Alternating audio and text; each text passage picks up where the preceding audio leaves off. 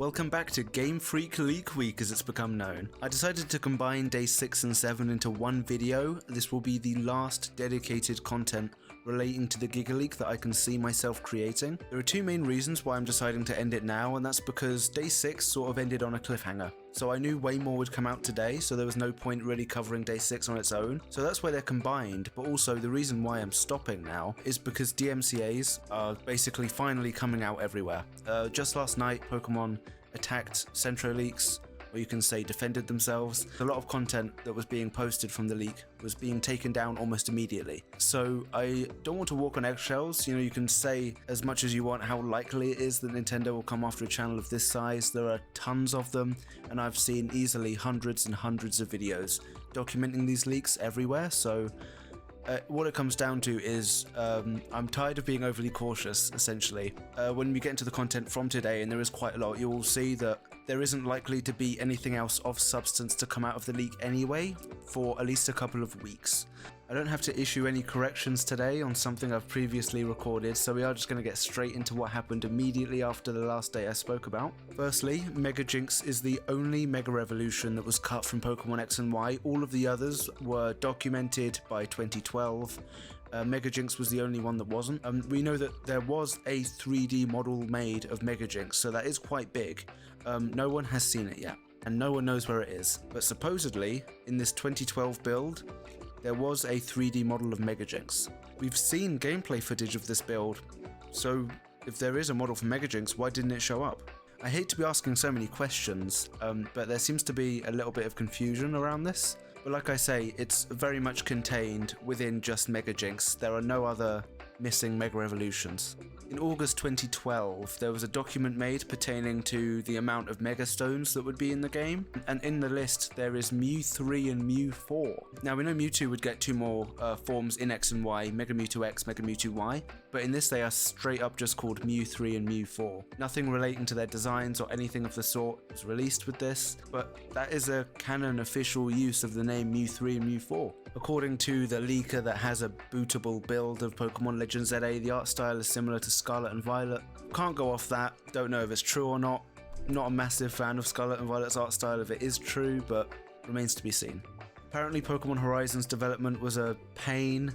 There was a lot of rewriting, a lot of infighting, and not a lot of, there wasn't a clear direction that they wanted the anime to go, so that's also been revealed.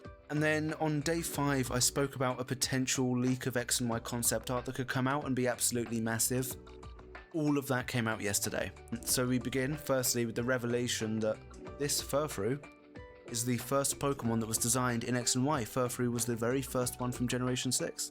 We have a few beta designs for Furfrou actually, and this discarded grass type. There's more X and Y concept art to come, but obviously I'm covering the leaks chronologically. So while a lot of the concept art was being decrypted or still coming up, there was some other content that was posted. Firstly, this hilarious and unintentionally comical beta introduction for Omega Ruby and Alpha Sapphire, which I think is very, very funny. We now know the exact content that Southern Kalos had before it was cut. 2 towns, 2 cities, 8 routes and 4 dungeons. Now I believe by dungeons that's a poor translation for caves. That would make a lot more sense. Maybe dungeons was something else that they were going to have. But generally in Pokemon games they're called caves. And I do believe that's a direct translation from Japanese. So there is still a substantial amount of information here. There was going to be a 4th mythical Pokemon in X and Y, so we're slowly starting to creep back into the concept art phase. So at the moment there's Hooper, Magearna and Volcanion are the 3 mythical Pokemon for X and Y. There was going to be a 4th one, and it's Steel Electric, which I believe is the type of Solgaleo from Sun, the box legendary in Generation 7, which would have been sort of designed around the same time. But there was going to be a 4th mythical, there isn't. And now, I wish there was an easier way to separate this, but now we have the absolutely bizarre, incredible, mind-blowing revelations. So the first of those is that the ultimate weapon was originally a living being. It's described in concept art as being a vessel taken over by a virus. This sounds awesome. I first heard about this literally when I was just out in the city and I checked my phone, and I don't know, I can't remember if I squealed or not. I tried to try and compose myself. This is unbelievable information. Flying through the sky, which is a mechanic seen only in Omega Ruby and Alpha Sapphire, was originally planned for X and Y, which is why sky battles exist. There are a few sky battles in X and Y. It's not that memorable because they didn't know what to do with it, and there were only like 3 or 4. But apparently this is how you encountered the legendary birds as well, instead of just encountering them at random in the grass, which no one was a big fan of. There was a hatching facility in Pokemon X and Y when you could give in your eggs and then they would hatch them for you, which is a very interesting concept. And then there's another bombshell that there was a discarded X and Y feature to create your own custom gyms. You could share them online, you could insert gym leaders into them and a whole bunch of other stuff. We were robbed.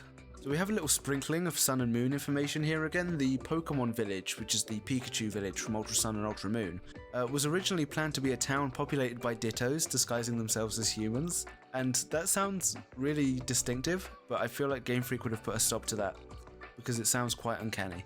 This is concept art for the ultimate weapon when it is not a human that is taken over by a virus, as well as the X and Y storyboards. There were a lot of ORAS development documents and things that we'd never seen before relating to storyboarding, which is incredibly interesting to look through. And then another bombshell, AZ. People call him Az, they're wrong and stupid, it's AZ. He was originally going to be the leader of Team Flare, and he wanted to destroy everyone because he believed the world would be in better hands if run by his descendants. How do you even process information like that? AZ is such a mysterious character. This does indirectly confirm that Lysander is the descendant of AZ. And that is a mystery that I have personally been theorizing about and thinking of for the longest time. So I actually had to take a second out when I first read this. At the time that this information was disclosed in terms of development of X and Y, Lysander did not exist at all. So they really did want to move forward. Okay, AZ is the leader of Team Flare, but I feel like as ideas for the ultimate weapon developed, the story of AZ was developed as well. AZ's character profile, which is directly translated from Japanese development documents, says AZ is the final opponent of the protagonist driven by obsession, and he completes the ultimate weapon. This weapon is said to either have the power to destroy the world or resurrect the dead. The opponent believed that by wiping out the decaying world and having their descendants rule, a better future can be assured. So yeah, like I just said. The storyboards and a beta Carlos War cutscene have both been released as well. I say released, unofficially leaked. They contain a completely different looking AZ and Giratina, which is insane, as if I didn't like Gen 4 and 6 enough. At one point, my favourite Pokemon from Gen 4 was in X and Y. In documents released later last night, it turns out that Mew 3 was not a codename for Mega Mewtwo. They wanted to have a Mew 3. And this is in the very, very first X and Y concept meeting in 2010. Another document which was mainly about making Pokemon designs specifically mentions a Pokerus Pokemon. Pokerus is the incredibly rare phenomenon where one of your Pokemon is healed at a Pokemon Center and it gets Pokerus, which increases some of its stats and does a few other little things. It's ultimately useless, but it's really eventful and it's had a lot of creepypastas made about it. Apparently there was going to be a Pokerus Pokemon, and it's unclear if this is the design for the ultimate weapon when it's taken over by the Pokerus Pokemon or the Pokerus Pokemon itself. It is very difficult to say Pokerus Pokemon. This is an unused Pokemon from X and Y. It used the fire stored in its body to heat up its skull and headbutt the opponent. That is a completed Pokedex entry. They've got the design nailed down, just use something like that, it's a great idea. This is a picture of the entire leaked black and white Pokemon beta dex, so there's that. Moving on. There was also an explanation given as to how the leak happened. I don't understand any of it because it's too technological for me, and I don't want to show the tweet in case people get ideas, because this tweet from Centro originally has gotten a lot of attention and a lot of people are saying, I'm going to try that, I'm going to try and leak them myself, and that's not going to be blood on my hands. It's important to mention that the day that all of these leaks were happening, which is still technically yesterday, was the anniversary of the X and Y anime, which is really funny. There is a lot of concept art for Mew 3 going around. I don't think any of it is actually legit. It all looks quite fan-made and different to the art style and other concept art we've seen, but there's that. The source code for Omega Ruby and Alpha Sapphire and also Scarlet and Violet is being released. It will take weeks to come out. Not that it matters, because either Pokemon will get in the way and you shouldn't download it or look at it or do anything. It's weird, it's dumb, and it completely undermines Pokemon. It's not cool. We have concept art for the Omega Ruby and Alpha Sapphire mural.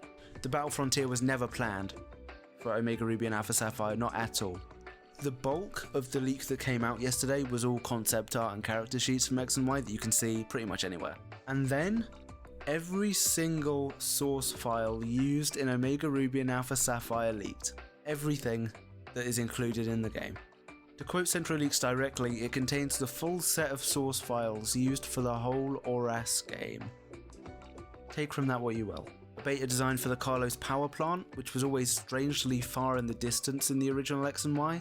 I remember people making up a rumour along the lines of you under the truck in Generation 1, where there was a way to secretly get into the Carlos power plant.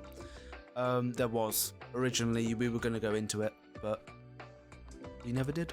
Omega Ruby and Alpha Sapphire have no cut Mega Evolutions, meaning Mega Jynx is the only Mega Evolution that has ever been cut. Yes, here we are. Mega Jynx 3D model was completed on Pokémon Day, that's February 27th, 2012. It's weird how this hasn't appeared. And that brings us up to the present day. Nothing from Generation 8. It's really strange how Sword and Shield just completely missed the leak. But we do move on to Pokémon Legends Arceus. And every single bit of news to come out of Legends Arceus is mind-blowing. There is some unbelievable concept art to come out. I don't know why this wasn't released when the game was, because these make fantastic wallpapers. We have some beta screenshots from gameplay of an early build of Pokemon Legends Arceus. The original trainer model looked a lot like Sinnoh Brock, which is best Brock, obviously. We have the weird revelation that Pokemon Legends Arceus takes place only 150 years before Pokemon Diamond and Pearl. I thought it was like thousands of years before, and every single other person did. There wasn't a single person that thought there was like a century and a half before. No way. Every single internal document relating to Legends Arceus is out, but they're still being translated. Legends Arceus was designed from the start to attract a different demographic than the regular Pokemon games. It wanted to attract core gamers into the Pokemon franchise. They were successful, but that's very vague. Game Freak backtracked on doing a Diamond and Pearl remake very early on and basically called Ilka in at the last possible moment to make one. Game Freak were going to make a Diamond and Pearl remake which was completely different to the original, along the lines of Ruby and Sapphire compared to Omega Ruby and Alpha Sapphire, completely different games. But they scrapped that, called in Ilka, they made a almost one-to-one remake, which I really liked and other people didn't. Concept art here for Maxie and Archie's submarines. More Omega Ruby and Alpha Sapphire stuff for you. Game Freak was considering Sword and Shield raids as early as X and Y. These screenshots are recognizable as raid battles from Generation 8. That's as close as we get to Sword and Shield stuff. Obviously way too much for the 3DS to handle, especially online. The Switch can't even handle them. And there is one last post reminding us that the original leaker, who has still not been caught, will upload the full Omega Ruby and Alpha Sapphire and Scarlet and Violet source code next, and it will take between a week and a month to finish, and then everyone will be able to run their own versions of Scarlet and Violet and Omega Ruby and Alpha Sapphire. ROM hacking will spike. It's going to be insane. And that is all from the Pokemon Terra leak of 2024. One day I may return if something absolutely huge comes out, and essentially there was one massively mind-blowing revelation every day, and it was a lot of fun. It's just becoming a bit dangerous now. I do want to end this video with a little memo almost. Can you imagine if the leaker is targeted by Pokemon themselves, and either in frustration or in hesitation releases the source code for Pokémon Legends ZA, which comes out next year, or the source code for Generation 10, which will come out in 2 to 3 years. Because they have them both, they have played them both, and just as they are doing with Scarlet and Violet, they could put out the source code for either of them. It really does. If they did that, it would change the face of Pokemon, Nintendo, and everything pretty much in this landscape as we know it. Because people would be playing games years in advance. It would be utter chaos if that were to happen. But the fact is, it could happen at any minute. When the source code for Generation 10 first became available to the leaker, I think in day 2 or 3, that's when they admitted to having it. If they began uploading it around then and just didn't tell anyone, it would be done tomorrow. Just a little reminder there of just how deep and how serious this leak really did dive.